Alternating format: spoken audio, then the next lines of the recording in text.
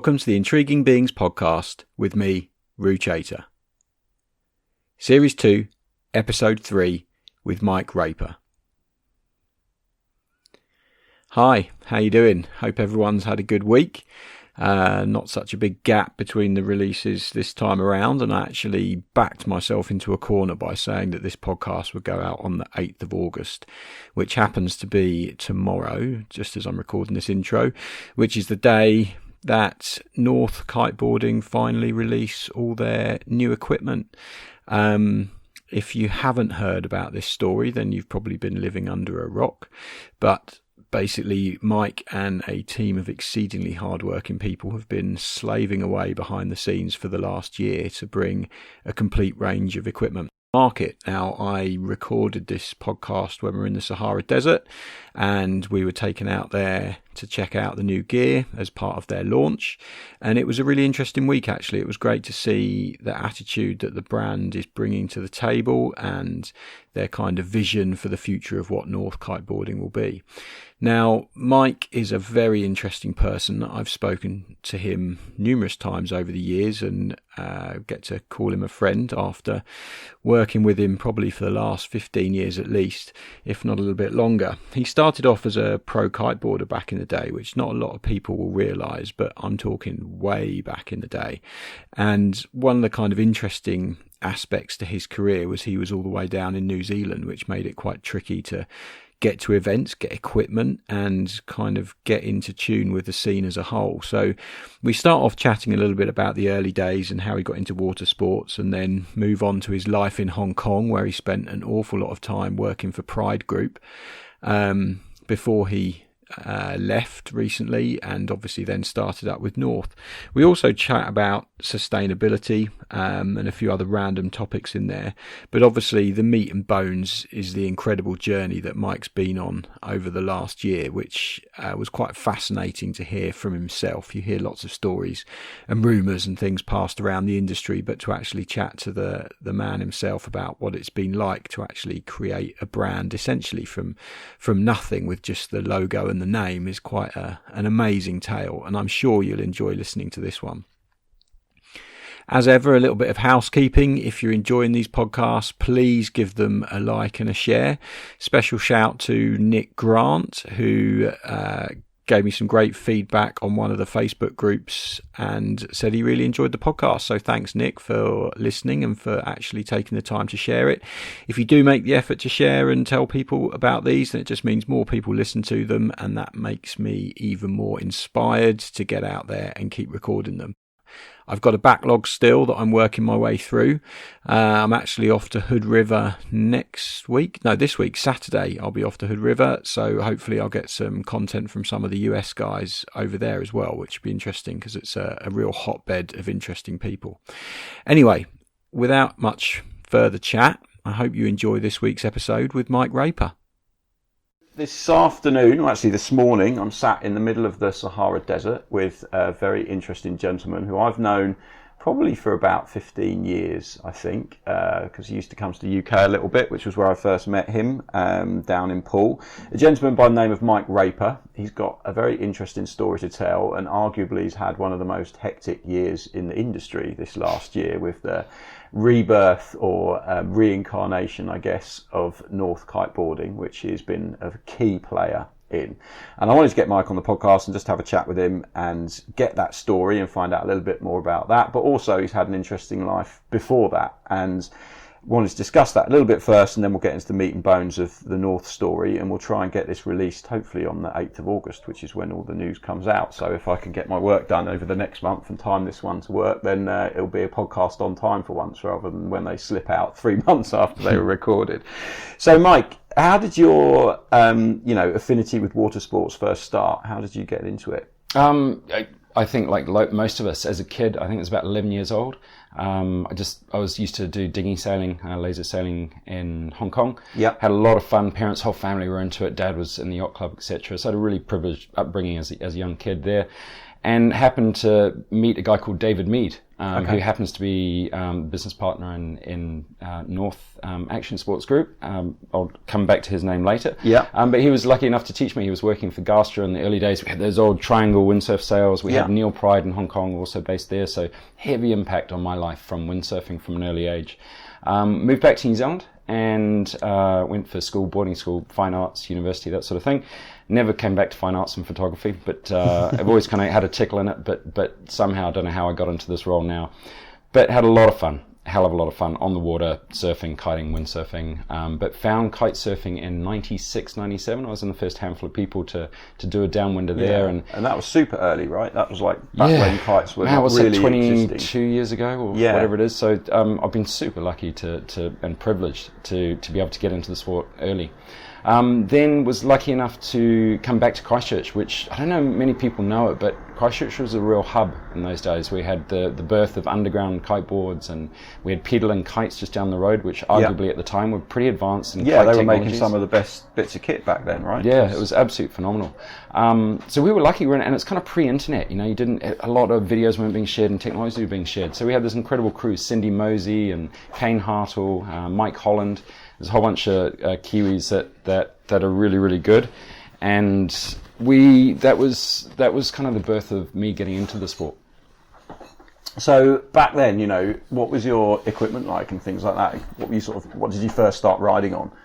Oh man, the first underground board, I think it was about 2.2 meters, and we had. Oh my word! And it had a square tail. It was probably about 2 inches thick. Or inch and a half thick, with a big banana. It looked like a giant square, like a square-tailed, rounded water ski with a big scoop in the front, and we could kind of just get them up, going upwind. Very first underground boards, and then it progressed really quickly. The wave trays and there was a whole bunch of different boards that came out of underground. We were super lucky. My office was on the end of the underground factory. I was importing, exporting clothing out of China. Had a distribution business in New Zealand, but spent 6-8 hours a day on the water and kind of racked up the 10,000 kiteboarding hours. You kind of say to be an expert, you got to put the 10,000 hours in. So put those time and loved it, absolutely loved it. Got a chance to started to travel, did a few of the Red Bull events and started to compete. I think my last competition before I stopped competing was in 2002. At the Mambo Marimbula competition. Oh yeah. Australia. That still runs that one, doesn't it? It's an epic. If you ever get a chance, definitely go. It's basically, you don't know who the judges are. You get judged not only on your riding, but your drinking, partying, and everything else. So it's a 3-4 day event. Yeah. A lot of fun. But it was Ben Wilson, there's a few of us, Felix Pivic and a few of us. But yeah, I took that out. So that was I finished on a high. Super stoked. And at that stage, that's where the commercial side of it came in. Yeah. And so because obviously New Zealand, a lot of, we've discussed this week, it is on the other side of the world. It's one of the most difficult places to get to.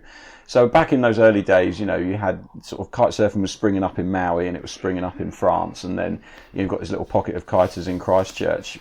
Without the internet, were you guys just sort of winging it and trying to work out what would work and what wouldn't? At the very early days? Yeah, it was incredible. It was such an experimental time. There was, there were the flanged hook that a lot of people use now for kiting, so the loop doesn't slide out. Shortened bars, carbon bars. We literally had, I think, these tiny little 30 cm bars back then. I think Mike Holland was making these tiny things. You could only just fit your hands on either side. That's how small the bar was. But yeah, a lot of R&D, a lot of development I got into making harnesses, taking climbing harnesses and then developing them into a seat harness. I figured they were more comfortable with some of the windsurf harnesses on the market. The good old shorts, the long pants over the wetsuits, we were all sort of styling with those. But yeah, you kind of look back and cringe. And it must have been difficult to get kit into New Zealand, I suppose. We were building it. Just build it yourself. So that's probably that was the necessity, I guess. You couldn't get it, so you got to make it. Yeah, and when we did get it, it just wasn't up to our standards. So, I was early sponsored by Nash and had sort of one of the very first Nash kites that came out. And we were just making our own kit, like just taking it, and we had access to flying lines, we had access to materials, so we just kept trying to improve it as we went. And I guess that's where it kind of led to, and that development part of my role into getting involved in the products was kind of, that's where that interest started and that desire started. And then you ended up, getting involved with the Pryde Group. How did that come about? Yeah, that was. I was always I'd always touch base with Neil Pryde because he was obviously a highly competitive sailor. Yeah, he was a really competitive sailor. He did Quorum Cups, World Match Racing Series, that sort of thing. My father was sailing with them in the same sort of crew, so Dad was always a passionate sailor. So I was lucky enough to be surrounded and meet those guys, and I'd always, every time I come back from school, university, I'd be knocking on their door saying, have you got any old sample prototype windsurf sails, that sort of thing in the 90s. And I'd always be able to get, the $100, $150 windsurf sail, which for a university student was pretty helpful at the time. So super stoked about that. But moving forward, we basically, I kept saying after going kiteboarding, 97, 98, every time I came back to Hong Kong with business, for the distribution business, I was traveling, 3-4 times a year. I come and knock on Neil's door and say, you've got to get into kiteboarding, this kite surfing thing. It's going to be huge. It's going to be huge. And in the beginning, Neil was like, no, it's nothing. No, don't worry about it. Windsurfing. So they were doing 300,000 windsurf sales a year. Was huge. Yeah, it was then, huge. Right? It was absolutely huge. massive, especially for Neil Pryde. They were the dominant force in the market. That's how they made the money. So, they were then able to reinvest into Cabrinha brand. They invested heavily. Basically, I think it was 99. I'd gone back again, and Neil said, actually, he called me. He called me and he said, actually, we're thinking about getting into this kiteboarding thing. And there's a guy called Ben Yockham, who was the first brand manager for Cabrinha, had done a business plan on it and became the brand manager, working out of Italy, Bolzano, sort of Bozen, north of Lago di Garda. And he came back and basically said, right, we're doing a kite brand. Mike, can you help us with our distribution in New Zealand, and setting up? Basically, in those days, it was finding all your mates who were instructors and pairing them with the retail store, it was a windsurf store, and trying to educate the windsurf stores how to teach and sell kiteboarding. So that I just went around New Zealand, Australia doing that, and fairly quickly Neil said, well, why don't you come and help us? We've got our first distributor meeting, presenting to first retailers in 2000, I think it was, in Rene Glee. So we brought all the French, most of Europe came down, presented the kites and the bladders. You remember the epic Cabrinha bladder failures. So spent the next year replacing bladders, pretty much. Like I was living in Italy. And that was the factory, wasn't it? Just used a lower grade. It was just, It was like, it wasn't your fault. It was like one of those classic, the manufacturer's just gone and changed. It was a small change in chemical makeup of the TPU bladders, which resulted in horrendous failures. Effectively looked like cigarette burns into it, and people anyway, I won't go on about that. There's probably a few people that remember it. Yeah, I still get reminded now. So we basically went through that. I became sales manager for Cabrinha. So and that's just globally. Built up that global sales network, and carried on traveling back. Spent most of the years on the road, to be honest. 2000, 2001, 2002, between Italy, and lived in Maui for 3-4 months and various locations. And eventually Neil said, "Hey, look, we're closing down the office in Italy. We'd like you to come and live in Hong Kong." And of course, at that stage, I just won the Mambo. I'm like, well, I'm loving my kiting, or do you make? It's that tough decision. I was pretty old, I was in my late 20s, and it's like, well, I'm never going to make it now. So, I'm way too old and not good looking enough. So, I kind of said, okay, fine, and had lived in Hong Kong, had family there, so it was a pretty easy transition. And we just went balls to the wall on Cabrinha until 2017. And that's quite a long period of your life. I mean, what's the kiting like in Hong Kong? I mean, I know the wind isn't great. It's actually surprisingly good. Yeah, like everyone knocks it. But you've also, Hong Kong's incredible. It's got access. Bali, I mean, I surf is one of my primary passions, surfing, foil surfing. So for me, going to Bali was, we'd get on a plane, 4 hours later, you land in Bali, you got a villa for a reasonable price, you've got access to some fantastic waves. So I'd spend 3-4 trips a year to there, for sort of 10-day trips. But for the kite testing, we had the Philippines was an hour and 15 minutes away. Right. You've got Taiwan, where Pat, our kite designer, lives. He used to live in Hainan in southern China. So that was all sort of 45-minute, 1-hour flights from our factory. So it meant for product development, Asian development. Yeah, and Vietnam, there's just so much on your back doorstep of windy locations. So all within a really short space of the factory. So that was our strength in the early days, was that product development, really, really growing that product development, rapidly testing kites, getting them on the water, testing the concepts, getting back to the factory and making the modifications. A lot of brands don't get the opportunity to visit their factories that much, and that's always been, I believe, one of our strengths. Yeah, so it's quite nice being in that sort of central hub, I guess, that you've got that ability to keep an eye on the production, then test prototypes I was in very the factory quickly, and 2-3 days a week, and between running the sales, the great thing was because Neil Pryde back in the day was vertically integrated, so we owned a manufacturing, we owned a brand based in Hong Kong and Maui. The marketing and some product development was done in Maui.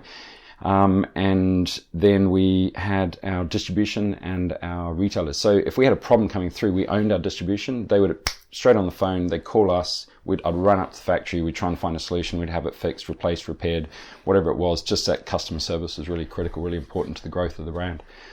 So yeah, that was a benefit of being there. And had you been involved in sort of that factory production process before that, or was no? Kind of a new thing for you? I mean, other than importing, exporting New Zealand for QC, a little bit of QC, but not at the level, not at the amount of testing and QC work and the IQC of incoming materials and the yield. I didn't know about yield loss, and I didn't know about manufacturing processes and all this sort of stuff. I just got schooled, but you know what? I had the most amazing teacher, Neil Pryde himself, and he's probably in his mid to late 70s now, but he was a legend. I mean, literally, it was his big glass office, and I was kind of his whipping boy just outside his office. I'd get the clip around the head every couple of days. Yeah, exactly. Yeah. And why'd you bloody do that? And he gets so angry with me, but at the same time, I'd learnt so much. He was just, what I loved about Neil was he's just always morally and ethically correct. Like, he was really strong in his morals. He was always really fair. And I really liked that, working for him. And then obviously Neil sold up the business not long ago, didn't he? And that kind of led to the changes which have brought you to where you are now. What was going on in the offices at that time? Was it sort of a turbulent time, or was it? I mean, legally, I can't talk too much about anything. But Neil left the business, and the remaining shares of the business are sold back to the majority shareholder. And I think there's a lot of changes in that time, and I just kind of. Made a decision that was before you moved back to New Zealand, right? Yeah, so I was still in Hong Kong. But I kind of saw it coming, and I kind of slowly thought, right, we're going to progress our way back. And so early 2017 moved back to New Zealand. Yeah, so that was part of the decision to move back, was that you could sort of see like this chapter was coming to an end. I mean, my kids are 13, 14 now. We were surfing in Hong Kong and the beaches, and the kids were coming out and they'd have grease stains on their body. They were used to the plastic bag. They'd play with the plastic bags, and you'd see syringes on the beach, and you'd see. No way. Because of the pollution. Yeah, my wife and I sort of set up an organisation called Naked Islands Project. It was all based around keeping the oceans clean in Hong Kong and trying to do a lot of work. But we put hours and hours and hours into that project, but just didn't feel like we're getting anywhere. It was just it got to the stage. Your kids coming out of the water covered in I can't describe how bad it is. I mean, even if you live in first world countries, you just don't see the level of pollution that you see in Asia at the moment. And it really has become the dustbin of the industries and the pollution. And as these developing countries grow, they're just, what's the cost of a plastic bag? It's nothing. They're not thinking about it. They're not realizing the impact it's going to have on our sort of protecting our playgrounds in the future. So we were really passionate about this, but I can't, honestly, since moving back to New Zealand after 2 years,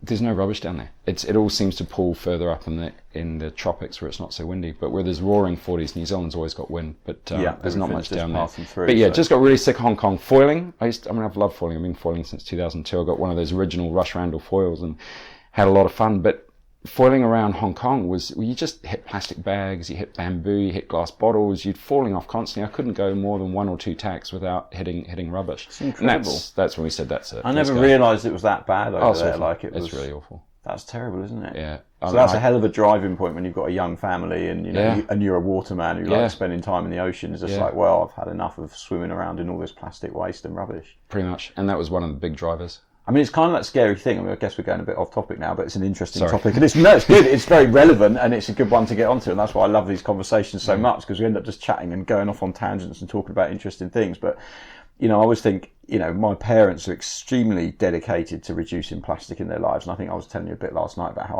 I'm wearing a 12-year-old hoodie that I'm just like, I don't want to get new clothes and try and reduce my impact and stuff like that. And my parents are they're crazy. They don't use washing powder bottles or shower bottles. It's all soap, and they use soap for washing up, and they use they were telling me about these soap nuts that grow on trees in India. And you wash your clothes, and you get a kilo of these soap nuts, cost you about £12. You can do like 400 washes with them. Wow. And it's a natural soap that comes out of a nut that grows on a tree. And Fantastic. I was like saying to my mum, going, how do you find? She goes, oh, well, I just don't want to use these soap bottles anymore, and I'm buying these bottles, so I'm reducing it.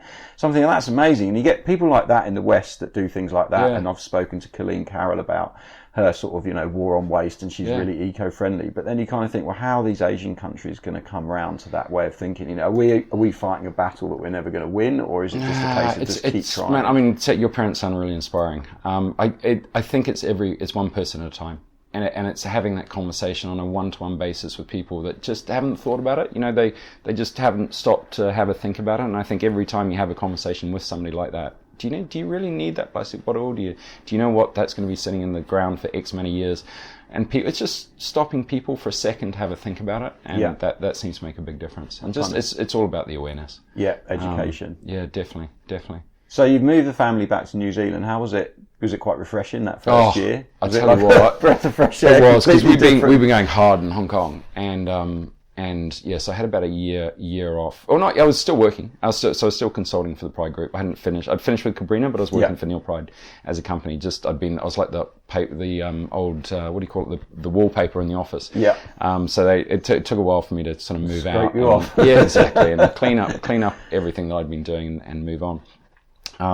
But in that year, I had an absolute fantastic time. I'm obviously South Island I knew really well, a little bit of a lower North Island, but I hadn't explored the upper North Island of New Zealand, which is just stunning. It's like my two favourite places are the lower South Island with the Alps and Queenstown, Wanaka, and then my next favourite part's kind of that far north where it's isolated, it's subtropical, so it's still in the South Pacific, but it's got that warmth. It's actually kind of the same latitude as Sydney. So and because it's New Zealand's this incredible location. It's long and narrow. It's down kind of roaring 40s on the bottom, so you've always got surf on the west coast. Sometimes you've got great surf on the east, but if it's not on one, it'll be on the other coast. And then it's windy. So getting up north, you've kind of almost got these beautiful white sands, clear water. You've got the best of both worlds, and we've got arguably some of the longest riding waves around the world. So good. I loved it for a year, and then we just went nuts. We were skating, surfing. I bought a jet ski, so we're doing some towing. I bought the kids a tow and surfboard, so we've been kind of playing around with that and just spending time in the water with and the there's kids. there's a very outdoorsy vibe there, which I guess must be quite different to Hong Kong, where it's all business, everyone's crammed in, and it's money, and it's flashing lights, and you're in this kind of sort of cocoon. Whereas going to New Zealand, it's big open spaces, everyone's into the outdoors, biking, surfing. It is. But actually, we lived a pretty unusual life in Hong Kong. We lived on an island off Hong Kong, which is called Lantau on the south side, which is a national park. Yeah, actually has Hong Kong's longest white sand beach, and the kite beach is over there as well. So we actually get really good surf over there. We used to get great kiting, was just down the road, and we used to jump out of the house, and we lived in a house. That was the other thing. So we had an old village house. Indigenous people had this house there, and we kind of reconverted that, and literally come out the back door, run out the back, and you run up into the streams, into the mountains. You get this beautiful fresh water coming out down through the streams. You can swim and jump off these rocks and waterfalls. It's not what most people think of Hong Kong. A little bit of a commute to work, so about 45 minutes. And now the new commute in New Zealand, 12 minutes. No way. Yeah, 12 minutes from home to the office, another 12 minutes to the beach, or 13 minutes down to Muriwai Beach, which is where we do all our testing, surfing. That's nice. Yeah. So you've got this sort of a complete difference. It's been designed well. Yeah, on you purpose. Planned it out and thought it out. Well, it's nice that you can get. So it was a great year until that. Until then the big thing happened. So what, I know there's certain things you can't talk about legally, but how did it start out? We know that Duotone didn't want to pay the license fee to North anymore, so suddenly there's this opportunity. Pryde Group's had this big change, so there's people like yourself who are exceedingly talented sitting around. It almost seems like if the planets aligned in some kind of weird way, where had Duotone done that 5 years later, then you might have been doing something completely different. I would have been. And so it's that just also seemed to happen at this freakish moment in time. Yeah, totally. It was fantastic. I literally started thinking about this business plan of how to launch a kite brand, how would I go about getting capital investment in Hong Kong. My brother's a fund manager, one of the top fund managers around, and I was like looking at different ways of how could we get capital, how could we invest in a kiteboard brand. And I happened to meet a guy called Richard Lott, the COO of NTG Group. and Richard has just basically got talking. David Mead, that's where the David Mead comes back in. Yeah. So David Mead, the guy right back in the beginning who first told me to windsurf. Age 11. To windsurf, yeah.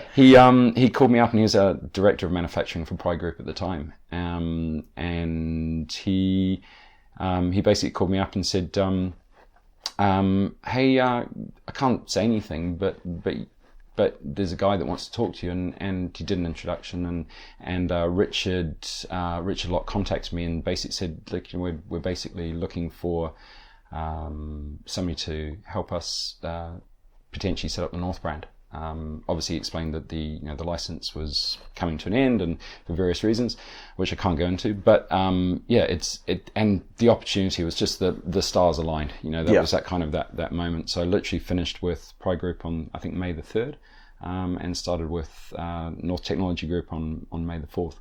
Wow! So straight into Star Wars Day. I know. It happens to be stars were aligning. Yeah, it happens to be my youngest daughter's birthday as well. Oh wow! So it was an auspicious day, definitely. So I look back now and I won't go into it, but it's been an incredible journey, incredibly tough. And so, I mean, we've been told a few things about it whilst we've been at this meeting, but it was essentially you and David to start with that were just sort of like, what are we going to do? How do we do this? Yeah, exactly. We literally sat there just going, what the hell have we got ourselves into? Like, we've got to start everything from scratch. So I got to work in a reasonable finance background. So I just started doing the profit and loss, P&L, cash flow forecast, that sort of thing for 5 years. Dave and I worked on that with Richard, and we started to say, okay, well, how do we build this up? And our boss Richard basically came in and started to look how would he build the team. So he was effectively the one driving, how do you bring all these people together? So over time Richard started to had a lot of people contact him asking to come onto the team. Because I guess that's another thing. Like, jobs in this industry are few and far between, right? There's however many hundreds of thousands of kite surfers worldwide, yet there's probably only maybe 500 jobs in the industry that are actually good jobs. So when an opportunity like this comes up, there's obviously a lot of people that want to... Richard advertised globally, internationally, for all the different positions. And we were really lucky. We had an incredible... It was amazing how many people applied for the positions. But we were really lucky to get various people coming on board. Over time, we got obviously Pat Goodman was one of the big ones. Hugh Pinfold, who's our engineer designer, he used to work for Ozone before that, but he came to work with us in Cabrinha, and I think I hired him in 2009 or 10, I think soon after that. So I had a fantastic history with him on anything engineer designed with Hugh, and obviously Pat with the kites, but also involved. And Hugh and Pat working really well together. So they jumped on board. And Klaus, our director of sales, the man of many languages, who pretty much knows everybody in the world now.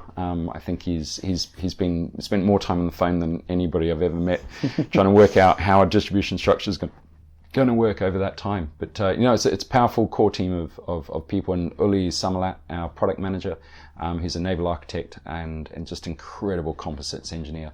So we've been and a friend of mine, Jamie Scott, New Zealand, who's a surfboard shaper, who's kindly sort of thrown his hat in there and said he'd give us a hand as well. So no, it's a great team. It's a really, really good team. We're super lucky. And it was literally, it's not like, most kite companies have got previous history they can look to and things they can work with. And obviously you've got Pat's knowledge and Hugh's skill set, and you've got a great team of people, but you couldn't go and take files from the previous jobs and things like that. So you're literally starting from a blank sheet of paper. You've got nothing, just to sort of come up with. I was thinking, naivety. I was thinking, it'll be fine. We can use some similar systems, or we can, try and replicate what we've done. But the reality is everything's different. Absolutely. Every document, every piece of paper, every design, every concept is, and we had to leave it with the old company anyway, so for legal reasons. So we didn't bring anything with us. It was just literally that it was our experience. Yeah. And it's our experience that has got us to where we are. The whole team is everyone's active. They're all active people in the water. Our entire office in New Zealand Kites, when it's windy, everyone's like, gets itchy, and that you can feel the energy in the office kind of coming up. And it's like, okay, it's windy. You can tell, okay, let's go. And the team's been working till midnight over the past few weeks and putting in huge hours. Everyone's been working literally 12, 16-hour days as an entire team. So privileged, very, very privileged to have a great bunch of young people in New Zealand. We've got a really young team, marketing, social, videos, that sort of thing. And they've been absolutely incredible as well. The office in New Zealand, we've got a really cool setup. I put a skateboard ramp in early days, just because it's got to be fun. Why not? If it's raining and it's cold and there's no wind, everyone gets a bit itchy. Yeah. So there's a competition at the moment to who can get the drop-ins before launch. So everyone's been trying to get the drop-ins, and you can hear this just outside my office. It's yeah, it's been great fun. So that's been really good fun. It must be quite nice to actually have that blank sheet of paper and build a company up with your kind of vision of who you want to employ and things like that, rather than, you know, with any company that you join, there's always history around it, and there's always existing people, and sometimes, you know, it's not your ideal team. Whereas when you're going, right, you know, there's just you and David, you know, just going, right, where do we start? Yeah. You can just pick and choose who you want. That's quite a nice position to be in. Yeah, we spent a huge amount of time deciding, working out what the brand was. You know, this is a North brand. Everyone loves a North brand. And there's a lot of customers who've got an incredible affinity with the North brand. So we were like, how do we respect what Till and the boys have done with the North brand in the past? How do we touch and not change this too much within reason? But also, how do we recalibrate the brand? How do we reset the brand? Maybe give it a little bit more spirit in there, and really for us connect a little bit more towards nature. You know, the North brand was always about technology, which we're owned by the North Technology Group. It doesn't get any better. I'll come back to them in a second, but that moving to just evolving the brand, updating the brand a little bit without taking away from its roots of what it really is. So I spent a huge amount of time on the brand and feel really passionately about respecting where it's been, but also kind of setting a pathway of what is our intent, where do we want to go, how do we want to get there. So I was super lucky to work with a really cool little group of people, and we just kind of put our heads down and worked out that language and that tone of voice and the pillars that hold up the brand.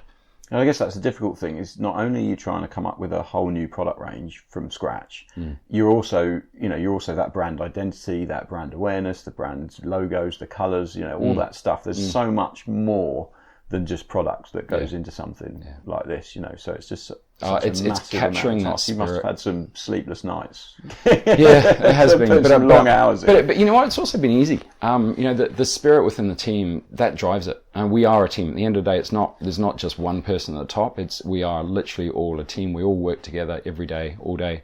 And we've all had huge input over the copy, over the. I've really tried to make sure that it's a collective group effort, and that we're all going in the right direction together. And I think that's reflective, and hopefully in the products that you've seen this week. And have you know, there's a lot of brands out there, and have you felt any animosity towards you guys, or is there, you know, I know that there's a lot of people nervous about what you might be doing and how you're going to approach the industry and what you're going to do, and there was rumours at the beginning about, we're going to be direct to market and it's going to be, you know, like a cheap best brand kind of, you know, plowing stuff out.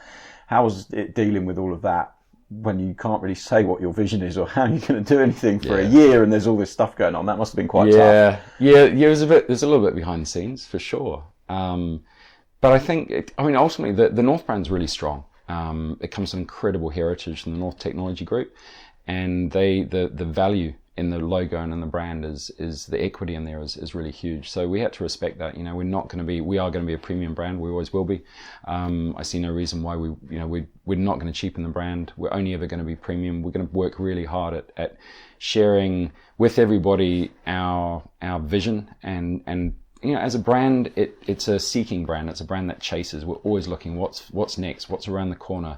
You know, what are we? We're not content although we're content in the moment and we enjoy the moment, we're still thinking, you know, what's next. And that's honestly the most exciting part about finding out who this brand is and what drives this brand is very much where we're going. So we're all really excited about the future.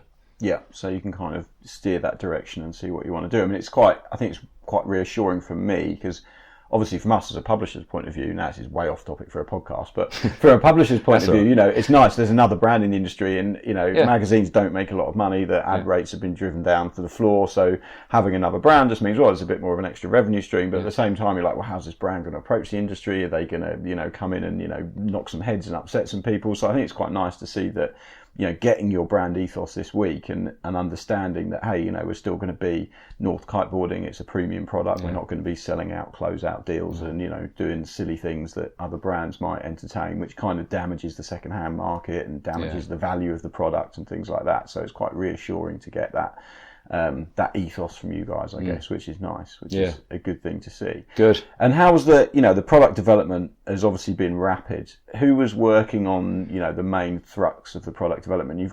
Obviously, was it different teams for surfboards, different teams for twin tips, different teams for kites, or did you sort of all get together on it? Yeah, I mean, we put together a range plan in August last year. Yeah. And went through and decided what products we think commercially are going to be viable, and kind of then created design briefs, product briefs for those. Pat went away, started designing kites. Hughes went away, started designing control system and bindings. Uli went away and started working on the construction of the surfboards and the foils. My role as brand director is predominantly marketing and product, or branding and product. So we just went crazy on the product development. Got a great team on board and went to town on prototyping, testing. A large part of it was, we had obviously the previous brand for Pat had a lot of experience with the previous brand, but he knew how to do that. But taking a step back and going into developing, testing all our competitors' products, effectively I can say it, we're benchmarked against pretty much everybody. And Pat then started to design in that direction, try to emulate, I wouldn't say copy, but emulate those designs and try and take what are the best features from some of our biggest competitors, and then take a step back and create our own range. And we thought we're actually going to go down the emulation route, but we've actually come back, and I think we kind of found a happy place where we've found our own range of products that really express, I think, performance-wise, in my opinion, the feedback we've had this week is at least equal, if not, I'd argue, on a couple of products higher than the rest of the industry in performance, which is hard to do in this day and age. And everyone says it's difficult. Everyone's at a really high level. Yeah. It's not like it's back in 2006 where some brands were making half-decent kites and other brands were making terrible kites, and then there might be one half-good kite. Yeah. Now everyone's, stepped up their construction, their production, and the performance of all the products is across the board. Yeah. Am I allowed a quick product plug? Of course you have. Is that right? Sorry. Go on. I mean, sorry, I've been short and quick. Sorry. No, that's all right. But I mean, the Orbit's the biggest one for us. It's the Freeride, our performance 5-strut Freeride kite. And the feedback we've had this week has been outstanding. And I sound like a salesman, but I'm trying to be genuine with hand on my heart. We honestly think we've really upped the performance of the kite on the Orbit. Pat and the whole design team has done an incredible job on the Orbit because it jumps as high as any other kite out there. But not only does it jump, it also loops, which is pretty cool. And it's the first time Nick said he's never looped a 12-meter kite, mega looped in those sort of conditions before. And then the most important part for that, it's just got this incredible hang time. And, it's one of those products. Testify to that. I mean, it's an easy kite to ride. It's not hard to jump at all, and you do go high, and the hang time on it is incredible. You're sort of floating around forever, and it's just quite an intuitive kite to fly. Hats off to the design team for working on that. Yeah, you mentioned Nick there. He was kind of your first big scalp. In terms of getting riders on board. I mean, building a team, that's got to be hard because all the good riders are taken, right? And then also you're maybe upsetting a few other brands by taking riders over. Was that a difficult process of deciding who you wanted as part of the brand and who was going to come on board? Nick and I got a long history. The FX kite for Cabrinha was one of my projects, one of my ideas back in the old brand, and I met Nick through that process and said, Nick, we've got to get you. He just jumped off the crane at that stage, and he was kind of getting this kind of crazy man. I thought, how do we take this crazy product that we think's pretty awesome at the time, and how do we marry this crazy guy to it? Yeah, exactly. So this crazy Danish guy, and Nick and I just got talking, and we brought him on board. And obviously that's been sort of since then, the rest is history.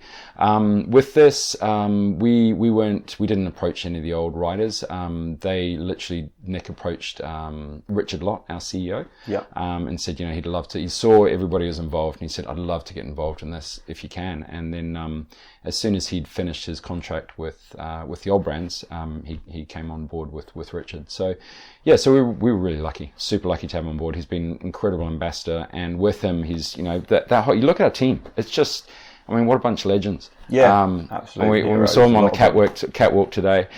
They've been incredible ambassadors for the brand. The spirit, the adventurous, Nick's adventurous spirit, seeker, and you look at all our riders. They're not people who are on their way. They're not on the journey of life. They've kind of arrived. They've got this confidence to them where they come in and they make everybody in the room feel good. They're humble people. They really support the industry. They want to grow the industry. They want to do better in the world. So I mean, for me, it's getting those kind of ambassadors on the team has been really important. Klaus is our team manager with Nick. And Klaus does all the commercial stuff. Nick kind of does the rest of it. So it's been really important that we've set this tone for our riders. So we're really stoked. We've got another one announcing August 1st. Big name. So be aware it's coming. You could say a name, but then I'd know it. So because this is going out on August the 8th, so you can actually say it. Okay. So Mark Jacobs. Cool. So we've got him coming on board. Right. Really My good lips one. are sealed until the 8th of August. Thank you. I really appreciate that. I mean, obviously, sort of King of the Air rider. He was pretty impressive. King of the Air coming back in the other tack and the technical tricks he was doing. And it'd be quite nice for him to get on like a major brand as well. Exactly. Because he sort of feels a bit out in the wilderness. And Mark's really come a long way in the past few years. And he's, I've been sort of having lunch with him, coffees with him past few months, just trying to get up to the stage. His biggest strength for us is actually testing. He's 92 kilograms of pure man muscle. You should see him now. He's just built like a shipbrick house. And he's still riding an incredible level on the freestyle, especially the big air. But most importantly, he's spending 3-4 days a week in the park, which nobody knows. So he's become this really incredible park rider. So from our perspective, we've got a video film crew in New Zealand, our in-house studio.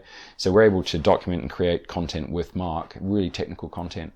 So it's kind of a match made in heaven in that regard. Yeah, because he's down there, you're down there. Perfect. He doesn't have to travel, doesn't cost anything. It's windy, so it's grab the camera. Great. You can make things happen really quickly and easily. And like you say, for product testing, when that's such a big thing, to be able to have someone of that level that can test the products as they arrive in the office, the prototypes for the next season and things like that. That's a huge thing. Sure. I mean, we've been super lucky. The whole pro team been brilliant. Absolutely brilliant. And it's good that they sort of, you like you say, you pick these humble, more mature riders rather than sort of, young whippersnappers or whatever, people that can sit on the beach and chat to anyone. I mean, Nick's, one of the friendliest guys you could ever meet and incredibly humble with some of the crazy stuff that he does as well, which is bonkers. Yeah. And along that journey, I mean, I think probably your best move as a company, in those early days was when I got the press release about the Mystic deal. Yeah. And that kind of blew me away because up until that point, it was very difficult being on the outside. We didn't know what was going on. We just got a few press releases here and there, and it was just like, well, we know it's coming. We know that you're planning stuff. You can see who you've got on the team. You've got these great designers and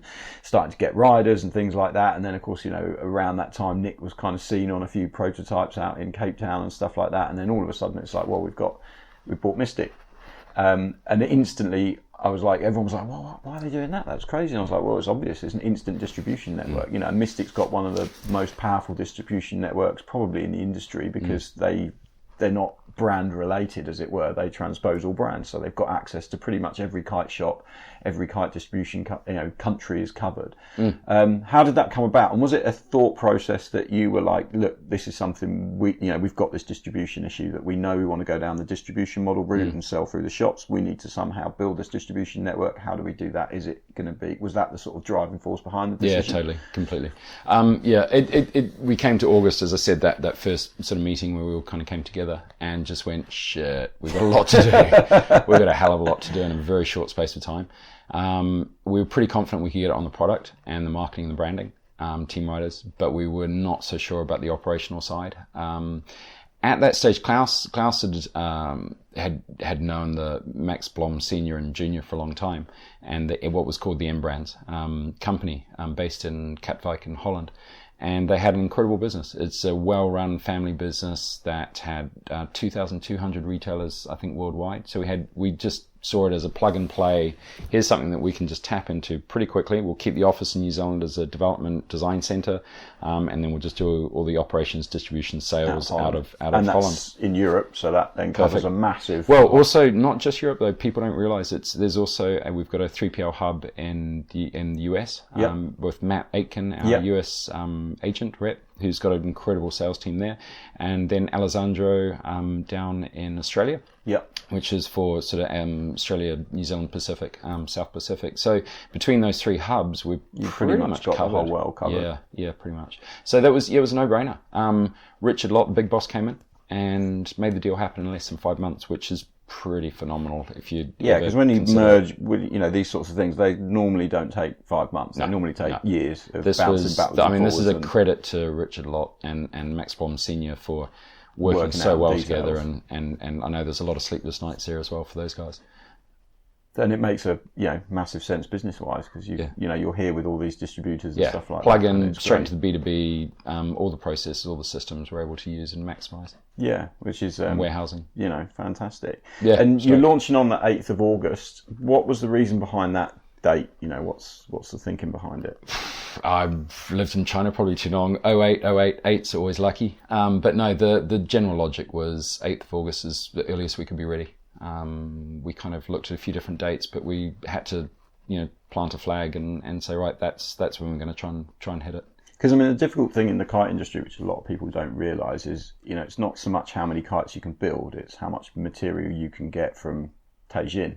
Yes. And they kind of almost are there pulling the strings as to, and the lead times are incredible, and it's months, from going, we're going to build something to doing this. Massive credit to David Mead, sort of Director of Manufacturing Operations. He's been fantastic with contacting factories, working through the lead times, securing the capacity, not only with Teijin, but also with kite manufacturers. As you said, the capacity in the manufacturing side is probably not as difficult as securing that raw material. But we've been lucky so far. I think we're already a couple of thousand kites built already. We're a little bit behind in control systems. We're catching that up. We caught up within 2 months. So I think we're on target. We're on track. The forecasts have been incredible. I was going to say, because you must have had to forecast months ago in order to book the materials in. So but Klaus was on the phone, remember? He talked to pretty much the whole world and got a pretty good feeling of what was coming. He knew what our product was looking like, testing. So he could kind of build a roughly accurate forecast from those. Was it 700 odd people emailed when you asked about, who wants to be involved in selling North products, and there's 700 people getting on the phone, and then he's ringing absolutely everybody and discussing it with them. So there's nobody more informed about the global market, I think, at the moment than Klaus. So David, Klaus working together on the forecast quantities, and David's he's on a plane tomorrow to go and secure more, because we think we're a little bit short in material, so we're going to have to try and up that again. So I think honestly, we're going to get more orders than we expected. The performance of the product this week, the general feedback from everybody's been incredible. So we're feeling really confident. It's just now we're just going to make sure we're able to deliver product and follow through with the marketing. Yeah. And then proofs in the pudding come the 8th of August. People can get it. And 8th of August, it's in the shop. So today, when this podcast goes out, there'll be limited samples in some shops. We don't have the full delivery of product then, but there will be limited samples in most of the key select shops, stores. And you're going to be working with schools quite a lot as well. That's been a sort of general feel from the meeting this week, is that you see a big focus on that entry level point for the sport. We've always believed in the schools, not the schools that buy the kites, teach on them for one lesson and sell them away again, but the schools that are really growing customers for the sport. We've also been involved with Christian Crean, your team, our tech editors. They've been fantastic. Heroes. And they've been amazing. They're such beautiful, lovely human beings. And they've got some really great ideas on the schools and teaching systems, and we really want to, as a brand, we just want to find some good ways of giving back. So we're trying to work through that at the moment with some strategies and plans on how to really support and grow our school network. Yeah, which is a positive thing for everyone involved, really, isn't it? Yeah, it's huge. A massive thing.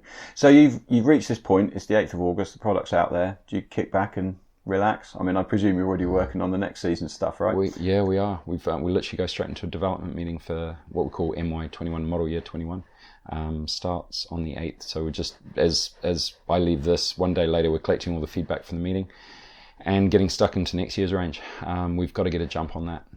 So yeah, no, unfortunately there's not a lot of rest. I'm looking forward to a holiday at some stage. I think I've had three. I talked to my wife the other day. I think we'd had 3.5 days holiday, actual leave holiday in the past year. So I'm due for some time off at some stage. But unfortunately, at the moment, we can only do this one. We only had one opportunity. And only happens once in a lifetime, right? Yeah, something like this. There was so much bloody pressure from everybody. Don't stuff this up. Don't stuff it up. And it sits on you. It's weight. There's weight on your shoulder the whole time. And I must admit, past couple of days, I'm starting to walk a little bit taller, and I need some sleep. But after I get over this, I think we all need some sleep. Yeah, It's some been late fun. Nights. And then it must be a little bit nicer though, because you've got your brand identity done. You've got your kind of colorways done. You kind of know certain things. So it's not like you're starting with a blank sheet of paper this time. At least you're working on your existing products. So hopefully life will calm down. Yeah. Now it's all about refinement. We've got a few more great products in the pipeline. But now it's very much about refining, improving, and effectively trying to get that messaging across to customers. Imagine I use this example that Apple overnight changed its name to Orange. They've still got the Orange iPhone, the iPhone by Orange, or the MacBook Pro by Orange. We've got Apple, but we didn't have any of those products below it. So we've got the name Apple, we've got the name North. We now need to re-educate all of those loyal fans to the brand. The brand hasn't changed, just some of the names of the products and the performance of the products. So we've got a massive job ahead of us of how do we get the demos. We've got to get people onto the product, because I honestly believe once they try the equipment, that's when they're going to get converted. That's when they're going to come back to the brand. That's when they're going to be convinced to upgrade from their old North equipment to the new North range, the MY20 equipment. So I think a large part of our job is going to be just making sure we get the demos, getting people trying the products. Getting it out there. Yeah, pretty much. And if it happened again, would you still say yes and take up the job? Or after a year of... If you'd asked me that a week ago, I'd be like, I'm not sure. Like, my wife's just, when is this going to stop? So and the kids have been fantastic. I mean, the family's been so supportive. We sat down as a family before this happened, talked about it, and said, look, it's life is, I've just had a year off with you guys, effectively not working too hard, and spending adventuring around New Zealand, but things are about to change. I'm about to spend 12, 16 hour days trying to make this work. And they've been incredibly supportive. They're back in the UK now for 3 weeks holiday with family and stuff. I'm getting pictures every day of, Dad, wish you were here, but it's heartbreaking.